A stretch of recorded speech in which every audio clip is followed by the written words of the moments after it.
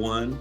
I am Dr. James C. Ellaby, the Director of the Innovative School District and Alternative Learning Programs and Schools with the North Carolina Department of Public Instruction. I will be presenting today along with my partner in crime, Amy Powell-Moman, who is the ALPS State Data Coordinator for NCDPI's Enterprise Data Division. First of all, we want to welcome you because we appreciate all the hard work that you're doing with our students and the programs that you are helping to grow, achieve, and thrive as you support the schools with these programs. It is for various reasons that students are coming to your programs, and we want to encourage you to stay positive and make sure that you're still doing things to impact and change their lives. And for this, we say a true hearty thank you. Today, Amy and I will be sharing information on collecting and entering data regarding North Carolina's alternative learning programs and schools. Before we begin, I want to set the stage by reviewing the vision, mission, and goals of the State Board of Education, which comprise the basis for the work that we do and help us to keep focus. The vision deals with being globally competitive and collaborative. We want to make sure our students have the academic support to face any challenges that they may face after graduating high school and encourage them for lifelong learning. Our mission is based in the constitutional authority given by the state of North Carolina for every student to have the right for a sound basic education. There are three goals and many objectives that fall under these goals, but the three goals are to eliminate the opportunity gaps by 2025, to improve school and district performance by 2025, and to increase educator preparedness to meet the needs of every student by 2025. With this said, we are in compliance under the alternative learning programs in schools to meet these goals set out by our state board. I also want to review the alternative learning programs in schools, what they are. We are a safe, orderly, caring, and an inviting learning environment that assists students with overcoming challenges that may place them at risk of academic failure. The goal of each program and school is to provide a rigorous education while developing individual student strengths, talents, and interests. Keeping this definition in mind also helps us to focus on the work and reminds us why we do what we do each and every day. We want to impact the knowledge, the skills of these students, and we want to see their need to overcome challenges that they face now and in the future so that they can continuously grow, achieve, and strive and find success in their lives. The graphic on your screen now summarizes what alternative learning programs and schools are trying to accomplish. We are trying to accomplish, and this is what we shall do, regardless of any reason that a student may find themselves in an alternative environment. We want to give them the tools and the skills they need to transition out of the ALPS program. This could include returning to a traditional setting, earning a certificate or high school diploma, or getting a job, or seeking advanced education. As you know, alternative learning programs in schools are legislated. I won't read it to you, but this slide shows some of the language in the legislation and provides links to the full legislation as well as the consolidated report that is submitted to the General Assembly every year. This report includes an annual report of school crime and violence, annual report of suspensions and expulsions, and the use of corporal punishment, annual report on reassignments and disciplinary reasons, and also the annual report on alternative learning placements, annual report on dropout rates, and we are going to be in discussion about other additional data points soon to come so that we can best serve our students in the state of North Carolina. Our next slide deals with the legislation that's related to local school boards, which approved the establishment of alternative learning programs and schools in their districts. These local boards of education are to approve the establishment of the alternative learning programs and should adopt fair and equitable policies, practices, and procedures for assigning students to alternative learning programs. In developing the program, local school boards should consider some of the following: the mission and the goals of the program, the services that will be provided by the program, the criteria for each student to enter the program, the process for ensuring that all assignments are appropriate in the program, and the process for gaining input from family, parents, guardians, and community members. Also, I wanted to make you aware that your application for an alternative learning program or a school does need to be submitted to the State Board of Education through our office, and contact information will follow at the end of this presentation. Additionally, I like to go through other statutory and reporting requirements. Reporting alternative learning programs and data is required by state law. Per legislation, the State Board shall report annually to the Joint Legislative Education Oversight Committee and the Commission on Improving the Academic Achievement of Minority and At-Risk Students on the numbers of students who have been placed in alternative programs. The data is what Ms. Mormon, or should I say Amy, will be discussing with you. It is very important that you understand what data is needed and how to properly enter the data. So I will now turn it over to Amy. As I mentioned at the beginning, she is the ALPS State Coordinator for NCDPI. And Amy will go over the procedures for accurate reporting in PowerSchool and cover these topics: enrolling a student in an ALPS roster, mass enrolling students in an ALPS roster, running the ALPS report, assuring accuracy in your reporting. Now, I'd like to turn it over to you, Amy. Thank you, Dr. Ellerby, and hi, everyone, and thank you all for viewing the webinar. I am Amy Powell-Memon. As Dr. Ellerby was saying, I'm a part of the Enterprise Data Division at NCDPI, specifically in the Data Research and Federal Reporting section, and I serve as the state-level data coordinator for discipline, ALPS, and dropout data. What I'll be covering today is how to enter ALPS roster data into PowerSchool, and then go over a few ways to check the data before the final submission date at EOI. The specific topics I will be covering are enrolling a single student into the ALP program, mass enrolling students, running the ALP report, and ways to ensure accurate reporting. Before we begin looking at how to enter and report data, I want to bring the link at the bottom of the slide to your attention. We produce a manual every year that is the authoritative source for data requirements and procedures. This link will take you to the most current manual.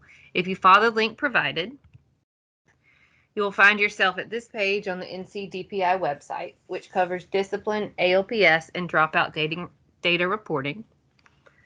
Once you're here, if you'll scroll to the middle of the page, you will see a section on the discipline collection process. And here you'll find the embedded link for the discipline data reporting procedures. And this link will take you to the most recent data manual. You can download this PDF and use it as reference. However, just keep in mind we do update the manual at least once a year. I wouldn't bookmark this specifically, as the link will change whenever the manual is updated. We do send any updates to the manual to whoever is listed as the district level ALPS data coordinator every time there is an update. So please make sure that we have your most up-to-date contact information, which we will talk about later in the webinar. So now that you know how to reach that, I'm going to walk through how to enroll a single student into an ALPS program in PowerSchool. Before I begin, though, I want to mention that these slides were created using a test instance of PowerSchool, so things might look slightly different from what you are used to seeing in your own production instance. The first thing you'll need to do is log into PowerSchool, select the appropriate school and term on the start page. And from here, you're going to see the red arrow, and you will use the search feature to find the student you'll be enrolling. For the purposes of this webinar, I created a few scenarios with myself and a few others here at DPI as the students. In this example, I'm going to enroll Amy Powell Moomin into ALPS. So I would enter the last name into the search bar and then search for the student. When I did this, this takes me to the student page. And from here, I'm going to go to the left-hand side of the screen, go under enrollment, and then I'm going to click on special programs. So this takes me to the special program page for the student. In this example, you can see the student has been enrolled into an ALP previously. We are going to enroll her again, so we will select the new button there. And so after we've selected the new button, this new special program enrollment screen will be displayed. You will enter an entry date by typing in the date or using the calendar up there, again with the red arrow. You can see the entry date. If you're going to enroll, if you're doing the enrollment and you know both the entry and exit date, or if the student has exited, you can type in the exit date, but it is not required. The next thing you'll need to do is go down to program. You'll use the drop-down menu and select alternative program. And then under the extended data area, we're going to go into beside enter code, use the drop-down and find the entry reason for the student's placement into the ALP. When you're looking at this, I'll only use the ALP drop-down reasons, and they will all have ALP in the beginning. And then once you're done, you'll hit submit. All right, just quickly, let's review what we just discussed. The first thing we're going to do is select the student that should be assigned to an alternate program from the start page in PowerSchool. And then once we have gotten to the students page, we're going to go to the left-hand side and under enrollment, select special programs. That will then take you to an enrollment page for that student, which we will select new. We will get a special enrollment screen after that we've clicked new, and we were going to enter the entry date by clicking or typing on the date in the calendar. And then we're going to enter an exit date only if the student has exited. Next, we're going to select beside program, alternative program from the drop-down box.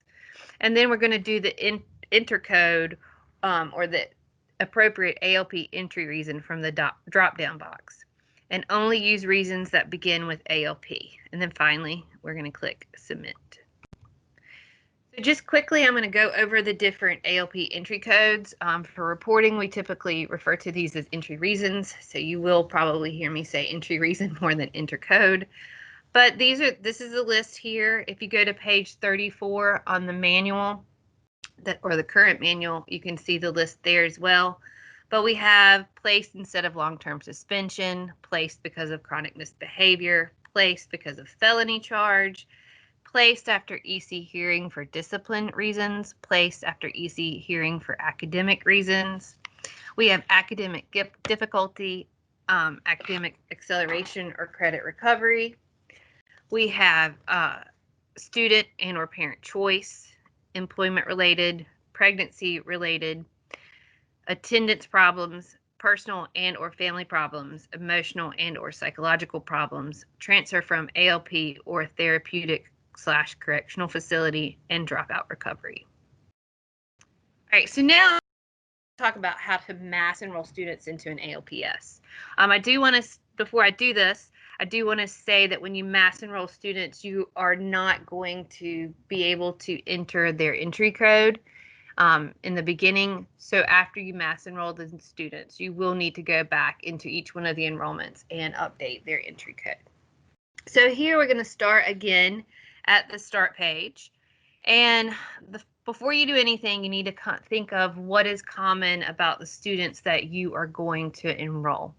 Are they all in grade 8, grade 6, grade 7? Do they all start with the same first letter of their name, last name, so forth, or so forth? So once you find that commonality, in this case, I'm going to choose grade 8. You're going to put that in the search bar. And so here you see I have grade level equals 8, and down at the current student selection, I have a list of students that I can select. So when you have the students you want, you're going to do the checkbox beside their name, and then you're going to go over here down at the bottom and do update selection. All right, so now that you've selected your students, down at the current student selection, you'll see all the 4 students that I wanted to enroll. Mass enroll, and I agree that those are the 4 that I want. I've confirmed that, and then I'm going to go over here to mass enroll special program and click that. And then it takes me to the mass enroll special program page. So the thing I got here first is we're going to enroll them into the program. And in this case, I go to the drop down and I select alternative program. Then I'm going to go over here below, and I'm going to do the entry date. And the entry date will be the same for all of the students that you mass enroll. And once I've done that, if they all have the same exit date, if I entered an exit date here, it would be the same exit date for all of them. But if there is a different date for any of those, you would have to go back into the enrollment record and then change that. And then I'm going to click submit. All right, so just to go over that again, so from the start page, you select all the students you want to mass enroll. Once selected, you're going to click on the mass enroll special programs. And then on the mass enroll screen, beside program, you're going to select alternative program. Then you're going to enter the entry date into the program for the entire group of students. You may enter the exit date, but you will need to change the date if students leave on a different date. And then you're going to click submit. Remember, again, this doesn't allow you to do the entry code, so you will need to go back to each one of the student enrollments and change that for each of them. All right, so when you've completed that, you will see the screen like you see down at the bottom that your mass enroll was successful. Okay, so those are the 2 ways to enroll students into an ALPS program. And now I'm going to talk about how to have those students actually populate the ALPS roster, how to run that report, and then how to submit the data to your LEA if you're at the school level, and then if at the LEA level to the state. So one thing you should know that the reports must be run in order. Okay, so the school level reports need to be run, then the LEA level reports run to bring all the different school data together. And once the LEA report is run, it then gets kicked up to the state. So then the state now has the data. But to run the report, we're going to go to the start page again, and then we're going to scroll down on the left-hand side until we find state reports. We're going to click on state reports, and then it will bring the current collections or it report up or the state reporting dashboard. And towards the bottom, you will see the alternative learning program report. If you haven't run this before, all you're going to see is run. You're not going to see review. So you're going to click that run button down there. And sometimes the report might take a while to run. You might have to hit the refresh button, which you see kind of at the top right of the screen a few times before the report completely finishes. And when it does finish, the review button will show up. And then we're going to click review. All right, so this is what you're going to see once you hit that review button. You're going to see choose a category and choose a data view. So the category is going to be the different categories of reports that we can look at. Here you see that there's 3 categories of reports. The ALP views, which is your roster.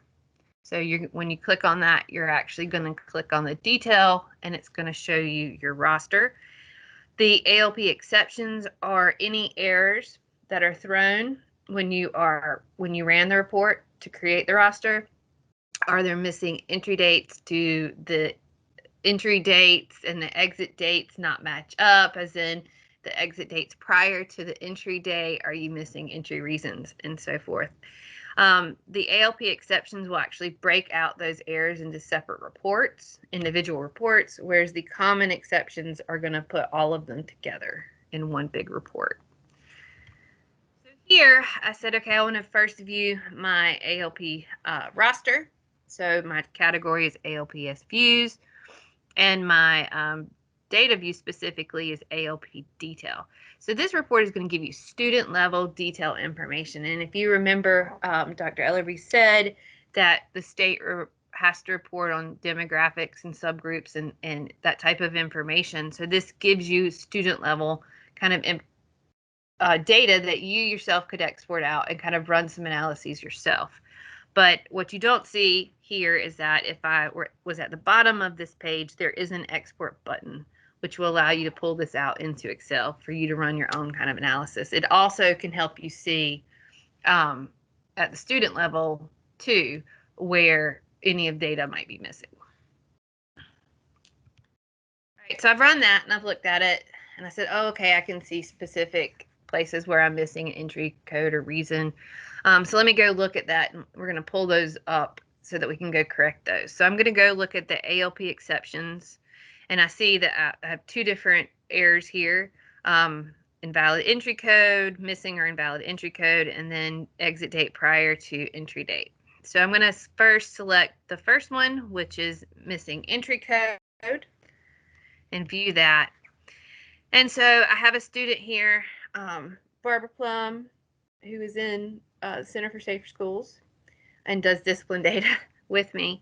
I'm going to go and find her specific record here and go back into the report, enter her enrollment record, add that entry code, fix that entry code, and then once I've done that, it's not going to automatically show up. You have to rerun the report to show that that error has been corrected.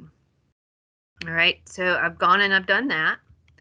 And I said, okay, as you can see, what I did that, I fixed Barbara's record, and now that error, that is not an option for me to pull down because I've fixed all those errors. So now I'm going to go in and I'm going to look at all the students with exit dates that are prior to their entry dates. I pulled that down, and that was Amy Powell-Moen entry or enrollment record. So I go and I fix that.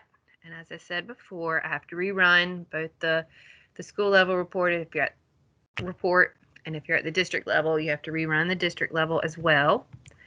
And so when I go back and hit review, I only have the option at this point now to look at the ALP detail. So I have corrected all of my errors. All right, and that is basically all we have for the most part today to discuss how you enter data and how you correct it. So the last thing we're going to talk about really is what we kind of do at the state level at EOY or prior to EOY, but just want to reiterate, all data, it has to be submitted to the state by June 30th of each year during the EOY data collection window. And when that, in the weeks prior, what we'll do is at the state level, we'll go and we'll pull the state level ALP roster, and we'll run some checks on our end. And these checks are just to make sure that the data has been transferred properly from the district, the school, the district to the state, that there was no errors in that, but also to kind of give you guys another chance to check and just see that the data looks right on your end as well. So when we're doing the pre-EOI checks, again, and they're run in the weeks prior to EOY. We do a couple of things. We look to see, are we expecting data from a specific school? And is it there or not there? If there is data, we also look to see, well, what are the numbers relative to the previous year's enrollment and roster? If there are things like, in 17-18, there were 200 ALP enrollments at a particular school or in a particular district, but we're only seeing 50. We look to see why that is. Is it a entry error, or is it a transfer error? What is going on in that situation? But we also look at missing entry codes, and that is something we do report out on, and so that is something we really do want to have as clean and accurate out there as possible. So if there's an exception thrown maybe at the state level when we're doing this pre-EOY checks, we will email this out to the district level data coordinator. So if you have never gotten a pre-EOY, if you're district level data coordinator for ALPS and you have not gone through this pre-EOY before, please make sure that we have your most up-to-date contact information. Email me and I will send you a link to update your contact information for our records.